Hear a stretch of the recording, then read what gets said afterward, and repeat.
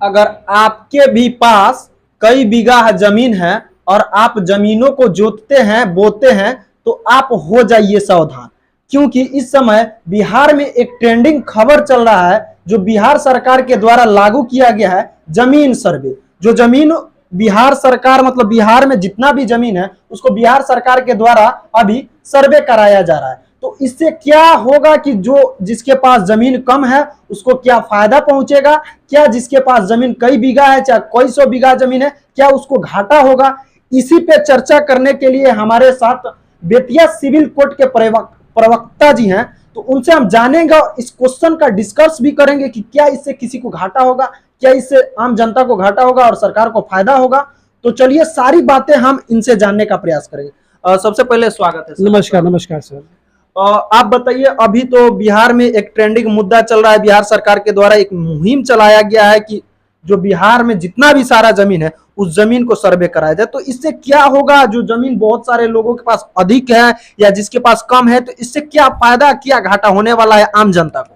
देखिए, गवर्नमेंट ने जो योजनाएं बनाई हैं वो सबके फायदे के लिए है। गवर्नमेंट को भी फायदा है, हमको भी फायदा है, सारे पब्लिक को फायदा है। इससे ये है कि देखिए, पहले जमाने में देखिए कि जिसका जो जमीन जोत लिया उसका हो गया। अच्छा, ये लोग जमींदार टाइप के लोग ऐसे करते थे, जो बड़े लोग हैं। लेकिन अभी क्या है कि गवर्नमेंट ने क्या किया कि जिसका जो मालिकाना हक है उसका अगर कब्जा नहीं हो पा रहा है, उसको जबरन किसी के द्वारा छेका जा रहा है, इस ट्रेंडिंग को खत्म किया जा रहा है। अच्छा, मतलब जो जिसका अधिकार जिस पर है उसको दिया जाए। बस ये अधिकार नहीं मिलने की वजह से मारपीट होते थे, न्यायालय में मामलाएं लंबित होती थी और बहुत जमाने तक 20-20 साल कहीं से पूर्वज खत्म हो गए हैं लेकिन केस खत्म नहीं हुआ। ये लगातार चलते आ रहा है, जिसके वजह से मतलब सरकार सोची है कि ये मामलाएं जो है हमारे यहाँ बढ़ती जा रही हैं, जिसको कम करने के लिए ये है। अब देखिए, मेन बात है कि अगर आपके नाम से अगर दाखिल खारिज हो गया, आपका रसीद हो गया, तो फिर आपको हटाने वाला कौन है जी। और आपका हक अगर आपको मिल जाता है डॉक्यूमेंट के साथ, तो आपको यहाँ मामलाएं लंबित होने की आवश्यकता ही क्या है, आपको कोर्ट में जाने की आवश्यकता ही क्या है। और रसीद देके कोई फला आदमी छेक भी नहीं सकता है कि उसके पास सबूत है, मेरे पास कोई सबूत है नहीं।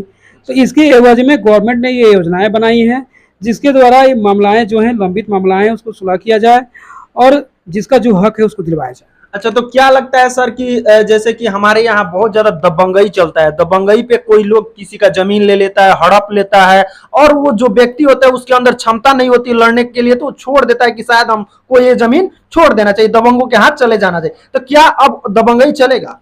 अब दबंगई नहीं चलेगा। इससे फायदा ये होगा कि आपके साथ प्रशासन भी है। अच्छा। क्योंकि गवर्नमेंट का जब ऑर्डर आता है तो प्रशासन भी एक्टिव हो जाता है, क्योंकि बिना न्यायालय का आदेश का या गवर्नमेंट के आदेश का प्रशासन भी हाथ नहीं उठाता है। अगर ये गवर्नमेंट का आदेश है तो प्रशासन को भी इसको सख्ते में लेना होगा। उस समय अगर आपके द्वारा अगर कोई दुराचार किया जा रहा है, कोई दबंग के द्वारा ऐसा कुछ हो रहा है, तो आप यहाँ पे आपके पास अंचलाधिकारी हैं, एसडीओ हैं, एलआरडीसी हैं, सब जगह आपकी व्यवस्थाएं, आपके न्याय सुनने के लिए व्यवस्थाएं रखी गई हैं। आप वहाँ जाके प्रशासन की मदद भी ले सकते हैं। तो क्या मान लिया जाए कि अब बिहार में दबंगई खत्म हो जाएगा?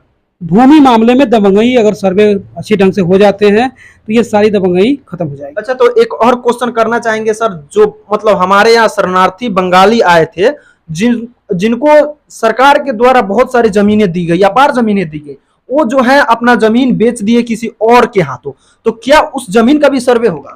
देखिए, सर्वे तो होना है, और गवर्नमेंट ने जो गिफ्टेड किया है वो गवर्नमेंट का काम है, उसको क्या दाखिल करवाना है उन लोग के नाम से या नहीं कराना है, ये गवर्नमेंट के ऊपर ये निर्भर करता है। क्योंकि अगर गवर्नमेंट ने अगर गिफ्टेड कोई लेटर है उसके पास और लेटर है तो उसका भी सम्मान करना गवर्नमेंट का काम है। तो मानिए कि अगर सरकार दिया हुआ है तो उसके पास तो उसका जवाब होगा ना कि हम इनको जमीन दिए हैं। अगर दिया है तो गवर्नमेंट उसके लिए फैसला करेगा, और उन लोग को हक 12 साल से ज्यादा का अगर है, उससे ज्यादा के रह रहे हैं, तो गवर्नमेंट उन लोग को व्यवस्थाएं कर सकती है, उनका रसीद काट सकती है, दाखिल करवा सकती है। ये गवर्नमेंट के ऊपर निर्भर करता है। अच्छा, तो क्या बताइए, एक और बात पूछना चाहेंगे, जो जमीन अगर बंगाली के द्वारा खरीदा गया है, कोई खरीद लिया है, तो क्या वो सावधान हो जाए कि अब हमारी जमीनें जो है फिर से बंगाली के हाथ जाने वाली है? वो तो पूर्वज खोजेगा। अच्छा, वो तो अपना हक दिखाएगा। फिर तो बेच दिया गया ना जमीन फिर को। दस्तावेज बनाना और दाखिल खारिज करना दोनों में अंतर है जी। आप जाके रजिस्ट्री में अपना हक दिखा के झूठा साँचा करके आप ये दस्तावेज बनवा लेते हैं। अच्छा, तो मतलब 5-10 लोग बैठ करके एक बोला जाता है, कोर्ट के द्वारा कागज आता है, उस पे मतलब लिख दिया जाता है, पंचनामा जिसको बोला जाता है, बन जाता है, डीड बन जाता है, लेकिन उसके बाद मेन होता है आपका दाखिल खारिज। अच्छा, तो आप अंचल में आके जब दाखिल खारिज के लिए प्रावधान करते हैं तो और बिक्री नामा का और बिक्री टाइप का और खेत नहीं है चाहे जमीन नहीं है तो वो तो खारिज होगा नहीं जी। तो उसके लिए फिर कंप्लेन होगा। तो क्या मान लिया जाए कि पंचनामा जो बना है, कागज खरीदा गया है जमीन, वो खत्म हो जाएगा?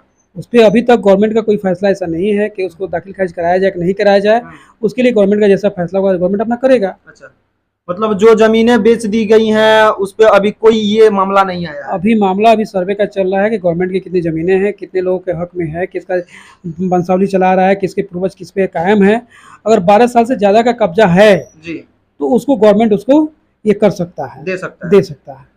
चलिए, बाकी हमारे साथ ये वकील साहब मौजूद थे और इन्होंने काफी अच्छे तरीके से ऑब्जर्व किया और अपनी बातों को रखा। बाकी और भी सारी क्वेश्चन अगर छूट गई हैं तो आप लोग कमेंट बॉक्स में उसको मतलब डाल सकते हैं, लिख सकते हैं, और फिर नेक्स्ट में हम इनसे कुछ क्वेश्चन भी जानने का प्रयास करेंगे।